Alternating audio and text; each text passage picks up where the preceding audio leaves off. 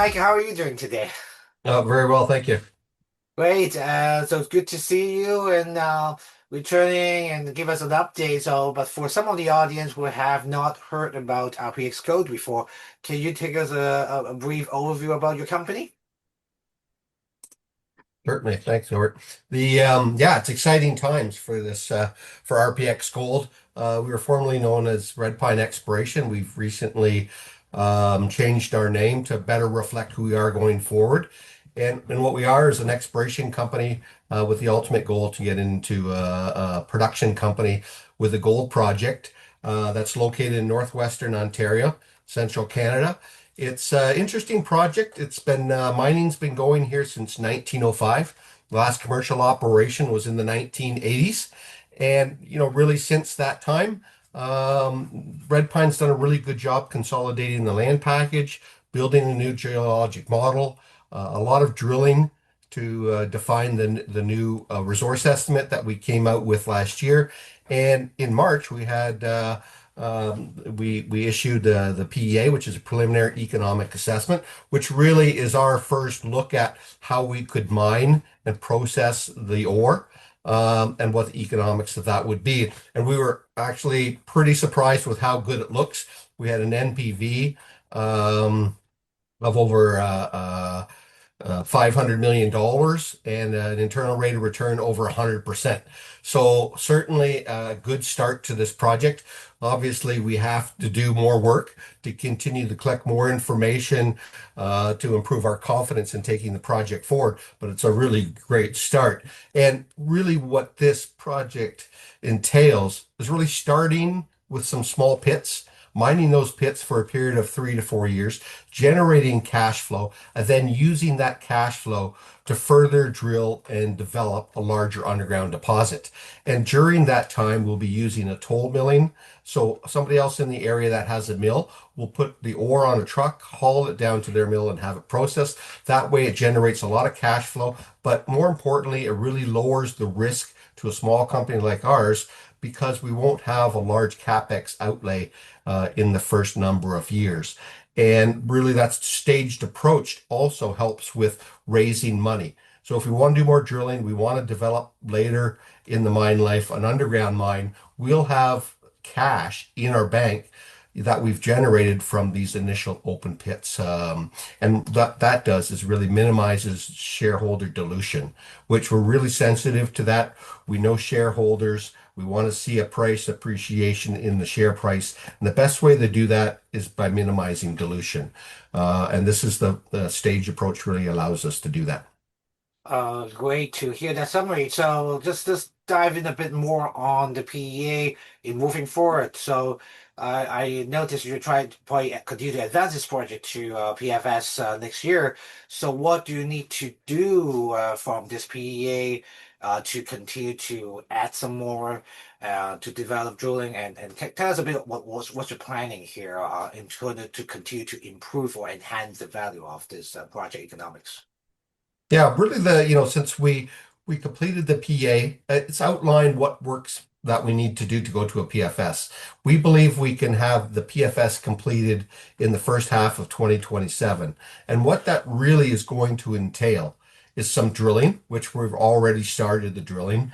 We need to continue our baseline studies. We've been working on them for over a year. And remember, this is a brownfield site. They've been previously mining here. So the timeline should be relatively quick. Because it's a past producing mine site, we still have a closure plan and some permits in our possession already. So that's very helpful. We'll shorten the permitting time. The other things that we're doing is on the engineering, we need to collect some more information. So the drilling provides us information to assess the environmental impact. It allows us to see the geotech. So how can we make underground stopes? In the open pits, how steep can the walls be? This is all information that provides confidence. So when we decide to go into production, we'll be very confident in the results that we're going to get. Like I said, the staged production really helps a lot because if we start with some pits, it's a conventional truck and shovel. Mine's 2,000 tons per day. We put in a truck and we haul down the road and put it into a mill. And the beauty of this area where the project's located is the infrastructure. We're about 3 kilometers away from the Trans-Canada Highway. We have power right to site. We're right beside the town of Wawa, so we have a labor force that we can call upon. And most importantly, there's 5 gold mills in the area. And they're good mills. These are good companies. Wesdome Gold Mines operates the Eagle River Mine. Alamos Gold operates the Island Gold and Magino Mine and Mill. We have the Hemlo Gold Mining with the Hemlo Mine in operation. So it gives us a lot of opportunity for toll milling in the region. So why should we need to take the time and the expense of building our own mill and our own tailings area where we can really ramp up fast into production by utilizing the infrastructure there? So what that does is, again, it lowers the risk to us, but it also allows us to leverage the high gold prices that we have right now. So instead of waiting 5 or 8 years to get the permits to build our own mill and the added cost of permitting and construction time and the large capex, we can get into production quicker, leverage the high gold price, make a lot of cash flow, put it in our bank, and then we really have a lot of options in front of us. So we'll drill more, get more information for the underground, and then we'll be able to know this information before we make a decision on the underground mine. Okay, that's fair enough. Here's a tough one for you. You probably, get a few of these questions since the PEA. So despite this relatively robust PEA here, your RPX is still trading at a fairly modest valuation. So what's your take on this, and how are you going to try to get that re-rate down the road? What's your thoughts? Yeah, and we are a little bit, I guess you could say disappointed with where we are with the share price. We do know that we're only trading at approximately 10% of the net asset value defined in the PEA. Typically for other companies, they're more in the order of 30 to 40% of their NAV. If you look at Radisson or Amex or Talisker in Canada, there were several hundred millions of dollars. And part of the reason for that is they're a little bit further along than we are. And that's why this year is so important. This is why we went and we raised the $14 million so we could get out there and do the work to do the conversion from the PEA to a PFS. And part of that is, securing a toll mill, completing the PFS, permitting IBAs, which we will all add value at every step in the way. So what we think is that this value will come into the company as this year continues. And we've seen it happen with these other companies. And really, this is the year for us to do this. And, we had some great marketing meetings and meetings with potential investors during the course of the financing. And a lot of people said, wow, we really love the story. This is a great company, a great project. Never heard of it before. So I think that's a little bit on us. We've decided that because of that scenario, now that we have the PEA and a really great story to get out there and we have full confidence on the results to get out there and really tell the story. So we've increased our marketing efforts. You can see we have a new market maker that we announced this morning in our press release with some drill results. We're also looking to go to more conferences, do more marketing online, different things that we're going to try that we haven't done in the past and really get the story out there. We believe as we continue this year collecting more data, de-risking the project through the PFS, that every step along the way, I think there's a good opportunity to bring in value. And we've seen that with these other companies. So we're really just following the path of some really great companies that went before us. And by the end of the year and early into next year, we expect to see some of that value reflected in the company. And you mentioned about the financing. Let's talk about the recent financing. You were set out to raise 12 million. You get a bit more than 14 million in the end. So how's the interest in that financing? Who are the shareholders in that financing to support your development work on moving forward? Yeah, and we were really happy with the financing. The meetings went really well. It was well received. We were able to close the financing in a time in the world a little bit unsettled, and we were still able to bring in some really strong shareholders, which is a good mix of some new institutions and some existing shareholders. I would say maybe 3 years ago, we had very few institutions in the story. I think since that time, we've been able to bring in a number of new shareholders.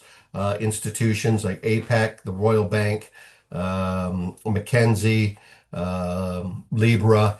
So, a really good mix. Alpha Ninja is another one. We brought in a really good mix of some institutions. Now, probably now the ratio between institutions, retail is probably somewhere closer to 50-50. I think that's really good. So you have liquidity, but you have long-term shareholders as well. And I think we're really happy with that. They like the story. A lot of the shareholders have been in the story for a few years now. They like where we're going with this. And, we went out to get a $12 million. We probably could have taken 20, but, we're very conscious of not over diluting for shareholders. But we did take a little bit more. We took 14.1 million. And the reason that we did it, because there was a few really great shareholders we wanted to bring in the story. So we made a little bit more room for them. But also what it did is it provided us a little bit more money so that we can take the company through all the way through the drilling, all the way through the data collection, through the IBA negotiations with First Nations, through the permitting process, and pay the corporate expenses, until early into the new year, actually until about June of the middle of next year. So I think with that money, we can do the next steps. Last year we raised some money. We did the drilling. We completed the PEA. I was really happy we did it on time and on budget. Now we've raised the money to do the PFS. We expect to do the same thing, complete the PFS on time and on budget, and then we'll be in a position to make a production decision, and then we go from there on a path to production. So really happy with the support that we've seen and the money that we've been able to raise. Now it's really up to us to execute. And in order to do that execution, we've been really beefing up our team. We've added on our environmental side, on our community relations and First Nations side. Now we're looking, we need a bit more strength on the engineering side. So a lot of different aspects of the project are improving now, and we just needed a stronger team to be able to deal with all those different assets of the project. And let's talk a little bit about the macro on the gold market. It's still relatively strong this year, and there's also good capital market, healthy capital market as well. Have you seen this before, or is it as good as it can get? And how are you going to take advantage of or try to move this project fast to try to take advantage of this sort of, I would say, good and gold environment there? Yeah, I mean, really this plan is to leverage the good gold price, and there's some urgency to that. I mean, the gold price is great now. We believe it's going to be strong for a number of years, but we want to do what we can to get into production to take advantage of this gold price. And really, the way that we're approaching this, as starting quickly with not building our own mill, really speeds up the permitting process, the ability to build and construction time. So if we can toll mill, that means we can get started in a much faster way without the large capex, and that allows us to leverage the gold price much earlier and make sure the gold price is still there, because it's those funds that we need to further explore and develop the underground mine. That's really what we want. So this is the best way to secure that. So yeah, the gold price is great. We want to take advantage of it, and that's why we went down the toll milling route as opposed to waiting to build our own mine and mill, which could happen down the road. But at this stage, this is really the best approach for a small company like ours. So looking ahead, what are some of the milestone catalysts that investors should be following in the next 12, 18 months for your project or our project to advance to become production one day? Yeah, there's certainly a number of different catalysts for this year, and there should be good news flow. The drills are turning right now, so we'll have drilling results coming out as we did this morning, and we'll also be advancing all of our work on the baseline studies and permitting and our IBA negotiations. That's continuing to be good news there all throughout the year. I would say one of the most important catalysts will be the signing of a MOU with one of the toll mills in the area. We need to secure where the mill will be, the ore will be processed.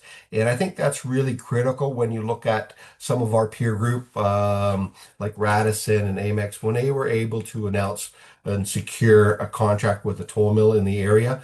That really added a lot of value to those companies. It also helps to validate, what their plan was. So we're working on that now. with the PEA that's been finished, we have the details to start these discussions. It's also, we have a number of samples that we've just collected from the drilling that we're sending out for metallurgical analysis as well, so we can determine for, which mill is best suited to process our ore. So those discussions are continuing. We hope to be able to finalize an MOU with the toll mill within the next 3 or 4 months. So we're really looking forward to that. And I think that's a key catalyst. I think the other catalyst will be the completion of the PFS itself. We expect that in the first half of next year.